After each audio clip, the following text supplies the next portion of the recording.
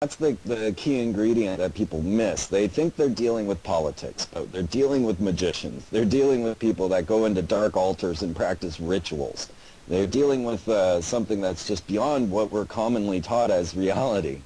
And so we don't understand their desires, you know. We look at the system and we think of it in our way and thinking of, you know, just gaining power or money.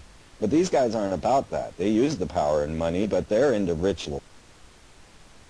Like I say, all of the Masonic rituals are based in Solomon's temple, and that's where they house the Ark of the Covenant. This is huge in their story and in the storyline. And when we look to the Ark of the Covenant, we find that it is an electromagnetic conductor, perfect acacia box with gold emplated, with the cherubim on top, that they used as a ray of God to wipe out their enemies.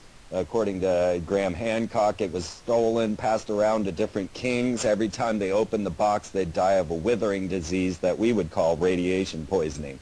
Their hair falling out, sores coming up. And they passed it around and around until they finally said, give it back to the Jews, you know?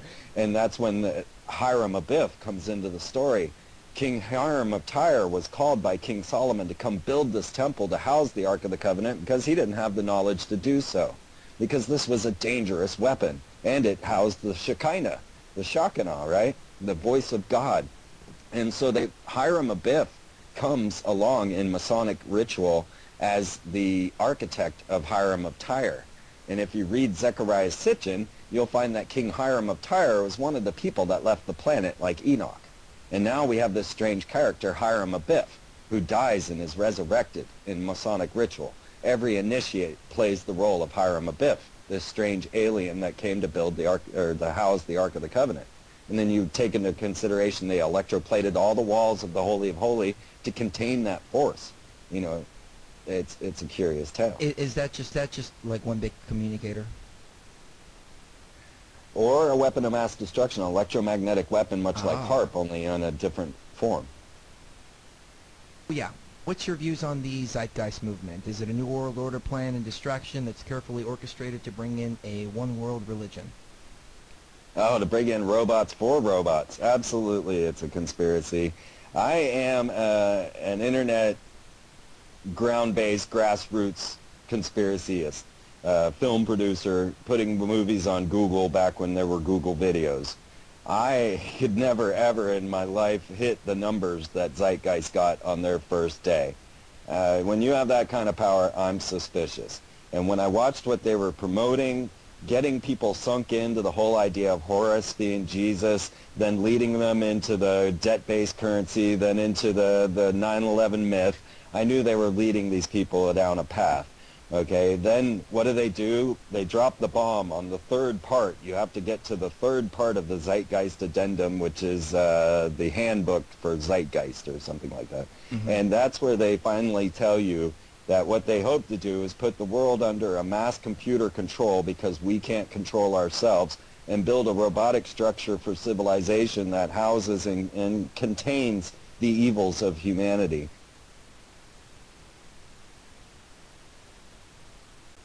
Doesn't really matter. Honestly, doesn't matter at all how we die, what takes us out. None of that matters. That's why all this fear and fright of how they're going to kill us is just pointless, because we're all going to die. There's no way out of that.